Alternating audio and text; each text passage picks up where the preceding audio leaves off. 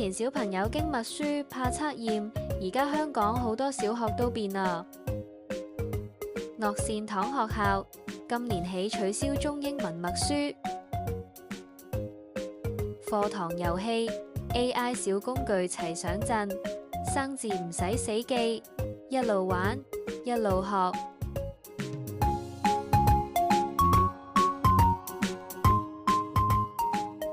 另一間學校更貼心，小一全年零測考，小二到小六都減咗測考，小朋友唔使趕功課，能夠慢慢睇書，好好預習啦。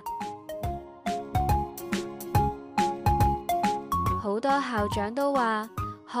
教評要連埋一起先至好，評估係睇大家學得點樣，唔係要俾壓力。每個學校都會揾最適合自己嘅方法。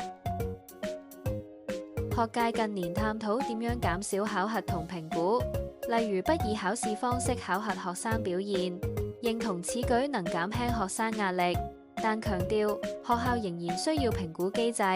以了解學生掌握幾多知識。重點係不宜對學生構成不必要壓力，